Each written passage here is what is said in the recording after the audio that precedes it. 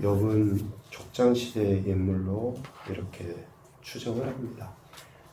아브라함 때에 또 이삭, 야곱 때의 그 족장시대의 인물로 추정을 하죠. 욥에 대한 평가는 1절과 8절에 분명히 이야기합니다.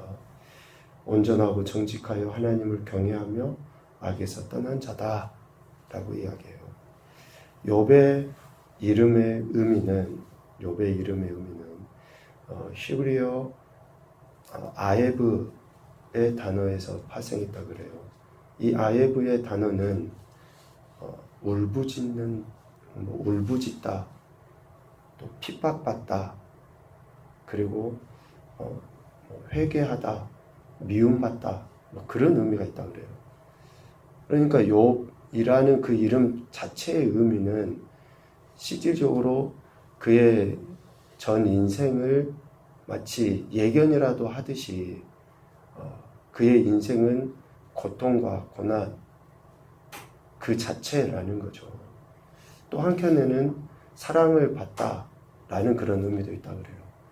그러니까 욥은 그 이름의 의미처럼 참 우리 인간이 겪을 수 없는,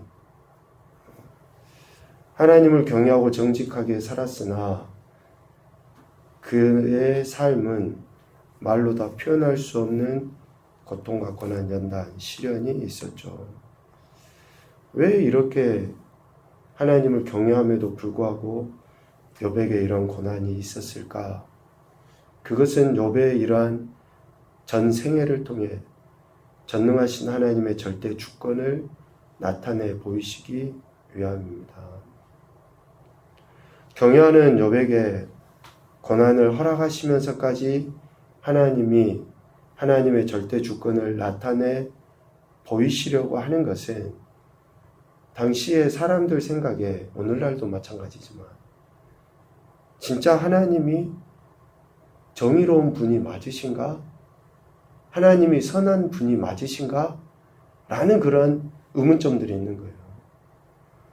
족장시대를 봐보십시오. 사람들이 얼마나 각양의 우상들을 섬기고 하나님이 아닌 다른 것에 마음을 빼앗겼습니까? 그러한 때에 하나님께서 하나님의 절대 주권을 나타내 보이기 위해서 하나님을 경외하고 악에서 떠났다라고 평가받은 그 욥에게 이러한 고난을 나타내 보이심으로 결국 하나님은 정의로운 분이시고 선한 분이시다라는 것을 증명해 보이신 거예요. 욥과 욥의 세 친구들, 그리고 또 이후에 엘리후, 참 이후에 3장 이후에 이제 계속 쭉 그런 그 대화, 토론들이 이렇게 나오죠. 그러한 이야기들을 통해서 하나님의 하나님 되심을 나타내 보이시고 있습니다. 우리 온전하고 정직하여 하나님을 경외하며 악에서 떠났다라고 하는 그 평가를 들을 수 있는 대표적인 행동, 즉 평소의 행동이 있어요. 오늘 5절에 보면 욥이 평소에 항상 이런 행동을 보였다라고 하거든요. 욥에게는 아들 7과 딸 3이 있었죠. 2절.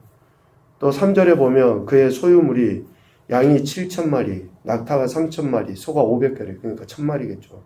암나귀가 500마리, 종도 많이 있었다라고 이야기해요. 그러면 3절에 이 사람은 동방 사람 중에 가장 훌륭한 자라라고 이야기하거든요. 여기서 훌륭하다라는 그 말은 인품일 수도 있죠. 그런데 히브리어 가돌의 의미는 가장 부자라는 거예요. 부자, 물질적으로. 이 가돌은 물질적인 그 넉넉함, 부유함을 뜻하거든요. 그러니까 우리 개혁성경에 훌륭하다라는 것이 단순히 인품이 아니라 그가 가지고 있는, 앞서 3절에 이야기한 것처럼 따라올 사람이 없는 거예요. 욥이 가진 이 재물에 견줄 바가 없다라는 거죠. 그러니까 세상적으로 보면 조금도 부족함이 없는 욥, 그러면 우리 인간의 죄성 중에 가장 강력하게 나타나는 게 뭡니까? 교만이에요, 교만. 이렇게 부가 있고 또 훌륭함이 있을 때 넘어지기 쉽잖아요. 그런데 욥은 평소에 어떤 모습을 보였습니까? 항상 하나님을 의식하고 의지할 뿐만이 아니라 하나님을 경외하며 사는 그 삶이 욥의 일상이었다라는 거예요. 자녀들이 잔치를 끝나고 났을 때 마음으로 하나님을 욕되게 하였을까 하여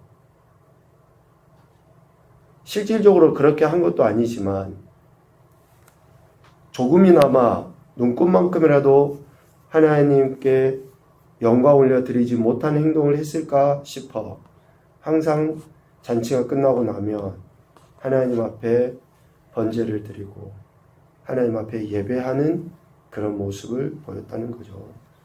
여기에서 항상 5절에 나와 있는 항상이라는 단어는 규칙적이고 일관적으로 라는 의미입니다.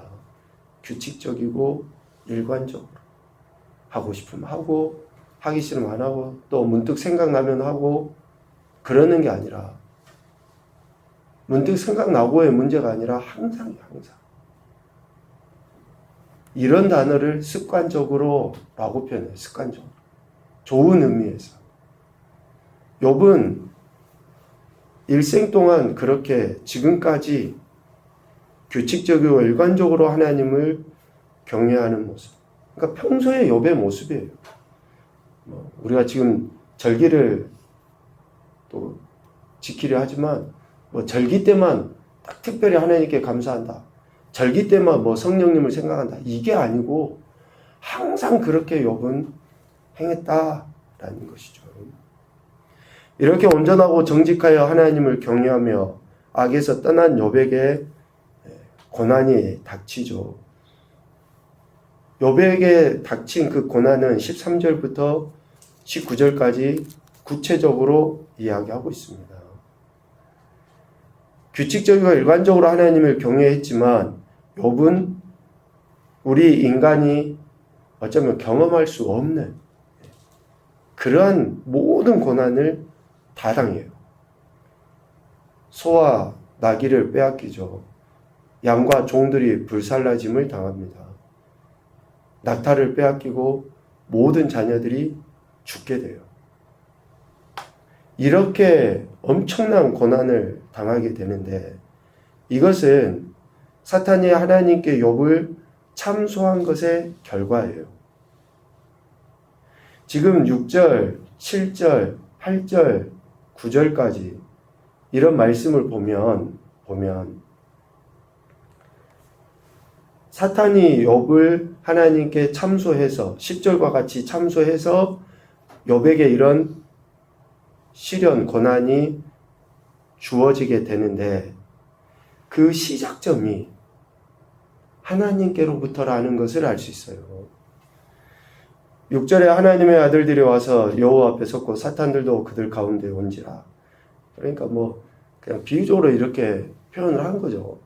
천상회의처럼 지금 하나님도 천사도 사탄도 모여서 이런 대화를 나누는 것을 지금 표현을 하는 거예요. 7절에 보면 여호와께서 사탄에게 이르시되 먼저 사탄에게 이야기하십니다. 그리고 8절 여호와께서 사탄에게 이르시되 라고 하면서 먼저 욥에 대해서 하나님이 물으셔요. 자, 이 대목을 저는 중요하게 여깁니다. 왜 욥이 이러한 고통과 고난을 당했는데 하나님께로부터라고 하느냐? 사탄이 먼저 지금 이 자리에 와서 욥이 과연 이럴까요? 라고 먼저 이야기한 게 아니라 하나님께서 욥에 대해서 먼저 이야기를 하시는 거예요. 마치 어떤 심정이었을까요? 아버지가 아들이 정말 믿음도 좋고 착하고 올바르게 잘 열심히 살고 있는 것을 보면 어때요?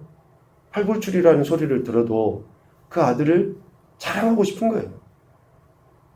욥이 모든 사람보다 이렇게 이런 부유를 갖고 있어도 여전히 신실하게 하나님을 경외하고 있다라는 것을 사탄에게 자랑하고 싶은 거죠. 드러내신 거예요, 일부러. 그런데 사탄은 욥을 참소하죠. 하나님께서 욥과 욥의 집과 욥의 모든 소유물을 울타리로 두르심 때문 아닙니까? 하나님께서 욥의 손으로 하는 바를 다 복되게 하셔서 소유물이 땅에 넘치게 하셨기 때문 아닙니까? 라고 10절에 참소를 해요. 이러한 사탄의 참소에 하나님이 12절에 허용하십니다. 내가 그의 소유물을 다 네 손에 맡긴다. 다만 그의 몸에는 손을 대지 말아라. 라고 하나님이 허용하셔서 13절 이하에 그러한 욥이 엄청난 고난을 당하게 된 거예요. 그런데 하나님이 허용하시면서 두 가지를 제한하셔요. 제한. 첫째는 사탄의 능력을 제한하셔요. 사탄의 능력을 제한하시고 둘째는 사탄의 역할을 제한하셔요. 능력과 역할을 제한하시면서 여러분 사탄도 모든 것을 다 할 수 있어요. 광명한 천사로서 나타나기도 하고 부도 주고 명예도 주고 모든 걸 다 할 수 있다고요. 하나님이 하시는 그 모든 것에 가장 가까이 할 수 있는 게 천사고 사탄이에요. 생명 창조라는 거 여러 가지 이제 구분은 되지만 그도 피조물이기 때문에 여간 우리 인생하고 달라요. 사탄은. 하나님께서 그냥 허용해 버리시면 얼마든지 욥을 죽이기도 하고 욥의 모든 것들 한순간에 쓸어가 버릴 수도 있어요. 그런데 하나님께서 네 손에 맡기노라 하시면서 그의 능력과 그의 역할을 제한하십니다. 이렇게 욥이 하나님을 경외함에도 즉 온전하고 정직하여 하나님을 경외하며 악에서 떠난 욥이었지만 이러한 고난을 당하게 되죠. 그런데 더 놀라운 것은 고난을 당할 때의 욥의 태도예요. 평소에 하나님을 경외하는 모습 중요합니다. 그런데 고난을 당할 때의 욥의 모습 더 우리에게 교훈을 주고 있죠. 여러분 우리가 문제 없을 때는 하나님 찬양도 하고 예배도 드리고 감사도 하고 문제 없을 때는 그래요. 흔히 하는 이야기로 믿음을 언제 알 수 있습니까? 고난당해 보면 믿음이 진짜 믿음인지 가짜 믿음인지 알 수 있어요. 문제가 생기고 갈등이 생기고 육체에 병이 들고 어려움이 생겨볼 때 이 믿음이 진짜 믿음인지 가짜 믿음인지 알게 되거든요. 근데 욥은 평소에 그렇게 항상 하나님을 경외하면서 살았어요. 그렇다 쳐요. 돈도 있었고 또 물질도 있었고 명예도 있었고 건강도 있었고 그러니까. 그런데 이제 고난이 딱 닥쳤잖아요. 그런데 고난을 당했을 때의 욥의 태도 20절부터 22절까지 말씀해 보면 20절에 이 모두를 허용하신 하나님께 자신을 겸손히 낮추며 경배하고 예배해요. 하나님의 주권을 인정하지 않으면 도저히 나올 수 없는 태도이죠. 자신을 겸손히 낮추고 하나님께 예배합니다. 21절 이런 모든 것을 허용하신 하나님께 자신이 처한 모습을 그대로 보이며 찬양해요. 알몸이라고 표현할 만큼 아무것도 없는 그 처절한 그 상태 그대로를 하나님 앞에 고백하고 하나님께 찬양하며 은혜를 구합니다. 여러분 이 21절 말씀 고백이 쉬울 것 같죠? 우리 그렇지 못해요. 하나님께 대해서도 그렇고 믿음의 지체들 안에서도 그렇고 우리가 하는 척을 잘해요. 뭐뭐 하는 척, 믿음 있는 척. 없으면 없는 대로 하나님 앞에 나가야 되는데 하나님 앞에도 우리가 진실되게 그런 태도를 취하지 못해요. 네. 참 체면이라는 게 뭔지, 그 체면이 결국은 거짓과 위선으로 나타나는데, 그러니까 남에게 뭔가를 보이기 위해서 더 안타까운 모습인 거죠. 그런데 욥은 자신이 처한 모습 그대로 하나님 앞에 겸손히 내려놓습니다. 세 번째 22절, 이런 모든 것을 허용하신 하나님께 자신이 범죄하지 아니하고 원망하지 아니합니다. 범죄하지 아니하고 원망하지 아니해요. 이 22절의 문구는 앞뒤가 바뀌어도 좀 더 좋을 것 같아요. 우리가 왜 범죄합니까? 원망하니까 범죄예요. 만족하지 못하니까 범죄예요. 하나님께 불평하고 원망하니까 이스라엘 백성들이 어때요? 그렇게 범죄했던 거 아닙니까? 하나님을 등져버리고 우상들을 섬기고 하는 그런 행태들로 나타나요. 욥은 지금 자신이 처한 그 상황에 여러분 어떻게 만족할 수 있겠습니까? 가장 높은 곳에서 가장 낮은 곳으로 떨어져 버렸는데 어떻게 만족할 수 있냐고요. 그런데 욥은 원망하지 않았어요. 범죄하지 않았다고요. 어쩌면 이렇게 할 수 있는 것도 평소에 욥이 하나님을 경외하는 모습이 있었기 때문에 그런 게 아닌가라고 다시 생각을 하게 되죠. 그러니까 우리가 문제가 생기고 어떤 어려움이 생기기 이전에 항상 평상시에 우리의 신앙을 잘 갈고 닦아야 돼요. 믿음을 굳건하게 평상시에 그렇게 해놔야지 돼요.